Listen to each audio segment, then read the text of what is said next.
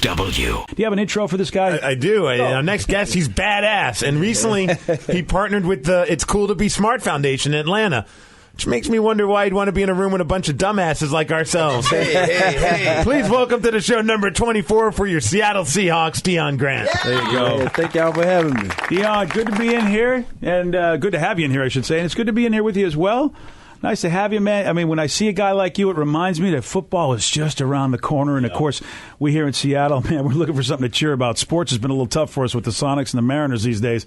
We're looking for a smile from the Hawks. Yeah, hopefully we can put that on your face and everything. We're ready to get this thing started and bring a ring home to Seattle. That's what we need here, to brighten up everybody's face. Yeah, it was yesterday. I was over at the Ram in right by Northgate, and they were showing on ESPN. They were doing the whole thing and the recap of the Super Bowl, and it's just like, oh God, I hope we could get back to that point again. It was just exciting just to see that again. Yeah, it was fun to be around here. It seemed like everybody was. You get that championship feel to you because you win the conference. You realize, man, you know what? We are the best the NFC had to offer that year. And the whole place feels like champions. I mean, it's a great, great feeling. And yeah, it's time to get a little bit of that back. I agree. Oh yeah, definitely. This is the perfect position right here for Seattle and the Seahawks fans. We got all the great coaching staff. We got all the tools and the weapons. We done put it together last year, so now it's just time to go out there and just play our tight ball and let our coaches coach the way they supposed to coach. Is that going to be tough having two kind of coaches? I mean, I know you got Mike at the helm, but it's kind of a interesting dynamic because this is his last year and they're passing the baton off to Coach Mora. Is that kind of weird? No, it's not weird, and I have to give a lot of credit to Jim because he don't come in trying to make us look forward to him. He makes sure he tell us he our defensive back coach right now and that, Coach Holmgren is our head coach and we're going to follow coach. And when it's his time, if we make it to that time, because it's not promised to the next year, but if we make it to that time, that's when we'll start living under his rules. But, Coach Jim, he just tell us to go out there and just do what Coach Holmgren say and just try, send Coach Holmgren out the right way. And is it true that Coach Jim's like he's more of a player's coach as opposed to Coach Holmgren being kind of like I don't know what the proper use of words. I mean, with you in here, I don't want to get anybody in trouble, but like kind of like authoritarian almost. Like, I mean, Coach Holmgren's kind of like when he walks in the room, everybody's like, "Oh shoot, I better shut up." But then like he's dad and more is like the cool uncle that brings porn. You know what's so funny? By the way, I want to be clear that Deon Grant in no way, shape, or form said that Jim Mora was like the cool uncle that brings porn. That was not Deon. Yeah, that wasn't me. Yeah, that wasn't me. Right off the bat. We met him at the Craig Terrell CD release party. He had that look in his eye. Like, I got some hustlers in the back Steve, for you. The producer. Yeah. Jim, that wasn't me. That wasn't me, Jim. Recently single Steve, the producer. What do you want from me? I got a one-track mind, Deon. I'm sorry. Come on. Deon's got a nice piece of jewelry hanging around his neck. That's not just for show. You can't be throwing that stuff his way. He looks like he's a good boy. He does the right thing. He doesn't need you putting that out there. I'm sorry. He's all right. We'll be all right. Maybe we should shift gears here and see what else is up. Well, here's the way you ask that question. What is the difference in the coaching styles between Jim and between Coach Holmgren? Because, I mean, they do come from different schools in some ways. Well, like I said before, Jim is in a different position right now. He's a DB coach. And that's how he coaches us. He don't try and be our head coach. As far as Mike, a lot of guys talk about Mike being so aggressive and like a father type.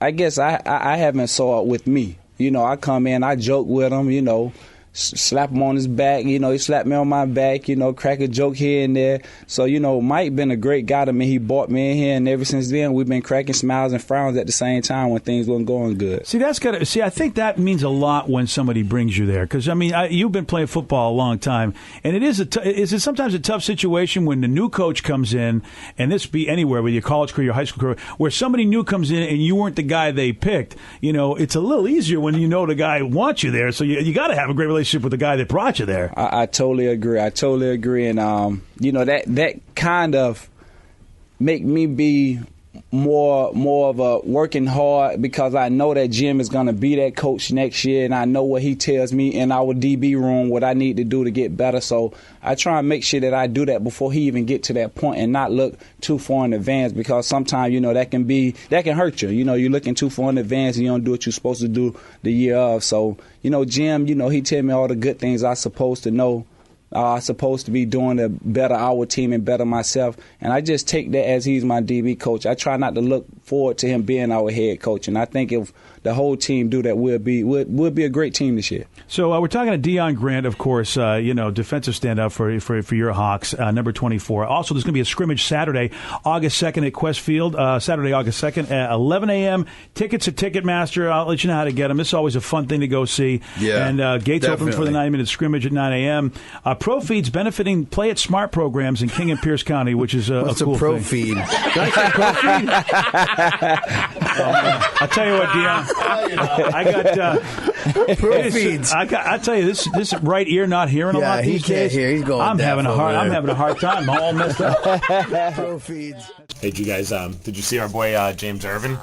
He had his big fight while we were gone. I actually watched it, dude. Oh, you did I watch watched it? on Spike TV, dude. I was Great card of all the fights were good. Yeah, except they were this. good fights, except I didn't see it. Oh well, it's quick. this fight wasn't that great for James. Don't blink. Yeah, don't blink, because here we go. So there's Silva right there, and there's Irvin, the guy we interviewed, Yeah. the Sandman. Oh, okay. So Yep. he's gonna put him to sleep, huh? You would think. Spider-Man's in the black Sandman. trunks. Oh, did he just kick him in the yammer? There we go. Whoa, missed him. That was a horrible kick. Oh well, he gets a better one. Oh yeah. Here it comes. Whoa. That was a And good Silva's just quick. Yeah, he's amazing. And I thought that Sandman was amazing. Yeah, I mean he met his match. point. Really? You guys are ruining it for me. Oh, don't worry. Don't you worry about it. Oh, yeah, don't worry. There's not much to ruin, buddy. Okay, well, you said don't blink. I've blinked 17 times now. I don't All know right, what the well. hell you guys are talking about. Boom! Oh! There you go. Game over. There you go. Oh. Treat you like a little bitch. And that'll be all for the Sandman. Ouch. What's that weird thing he's doing? Ding, ding, ding, I ding. believe that's the electric slide. Wow. How about that? And he moved up a weight class. Yeah. Yeah. I mean, look at him. Here you go again. Dude, I mean, it's just, how about this? You try to take Grab a shot. it. Oh, on the numbers. Oh, right there. And then just Bink, going bink, for the kill. 5, 6, 7, 8, 9. I lost $10 on this one. Oh, who you bet somebody? D. Ted Smith. Oh! 1, 2, 3, 4, 5, 6, 7, 8. Oh, that last one too, right in the nose. 9. Oh. 9 blows. Wow. And I hope they show his face, because his face, it got rocked. Afterwards? Yeah. I mean, they show it to you, and it's just like all blown up. Look at his. Look at that, Look at that, man. Dude. Wow, he got wrecked. Oh, that's a nice Wow. sized couple gashes. Wow. Yeah, he sure did, man. That's Yeah. a beating, dude. Got destroyed. Well, that's why they stopped the fight, man.